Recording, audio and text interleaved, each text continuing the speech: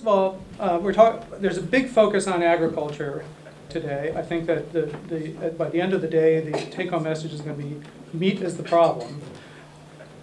But when you think about feeding the world, the challenge really isn't feeding the world, providing food, water, and space for 7 billion people. It's providing food, water, and space for 7 billion people plus 4.5 billion cows, sheep, goats, pigs, and 18 billion chickens. And the animals that humans farm for food actually outweigh humans, the human population, by a factor of 2, and they out-eat us by a considerably greater factor than that. So feeding basically the animals that we're farming for food requires more than 30% of the land area of Earth.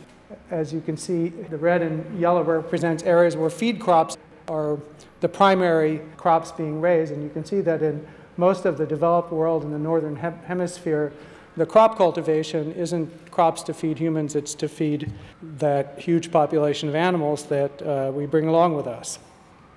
That's a lot of land. And historically, conversion of that land from its original state, forest, prairie, savanna, released as much carbon from the plants that were growing on that land and the soil into the atmosphere as we currently release by burning fossil fuels in 17 years.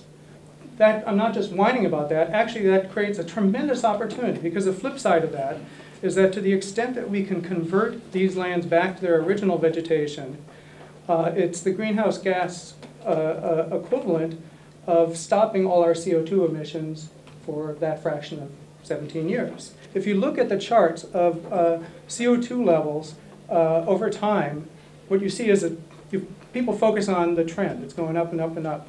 But actually, if you look more closely, it's going up and down and up and down and up and down and up and down and up and down. Every year, it shoots down during the spring and summer in the northern hemisphere.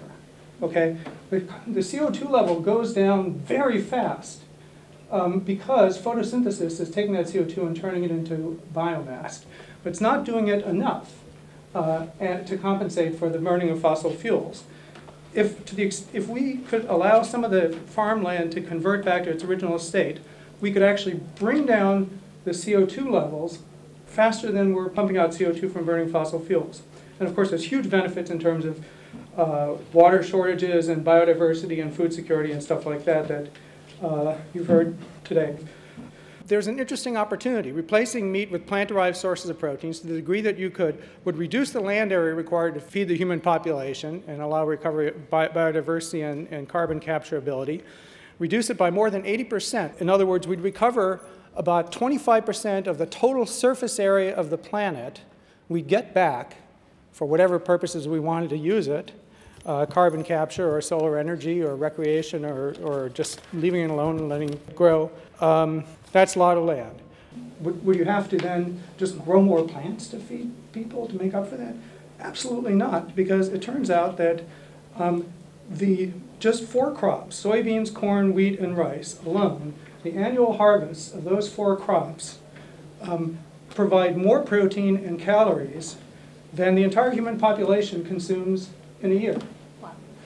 The only reason that, so basically if you just kept those 4 crops and nothing else, which is not what I'm recommending, but you'd have enough of the essential nutrients to feed the world's population, and you could certainly get rid of all animal farming.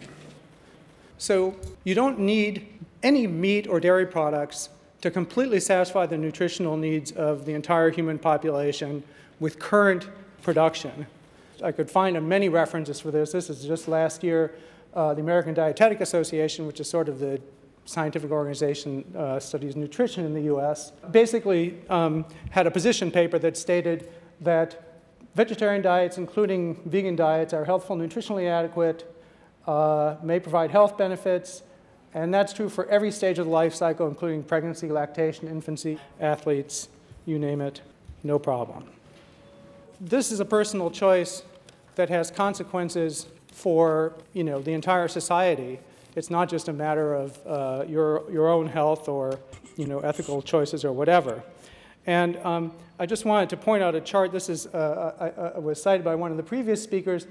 that just addresses the economic benefits. So people are talking about, well, wouldn't this be a big blow to the economy if we did something that had deleterious effects on this important industry?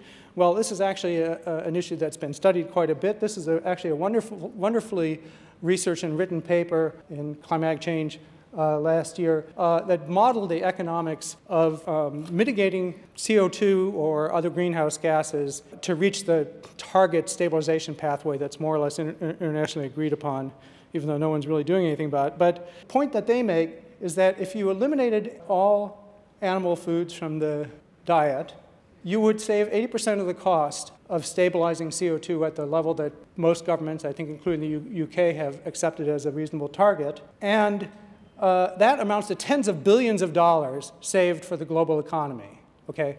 So you're actually talking about something that is a pocketbook issue for your constituents.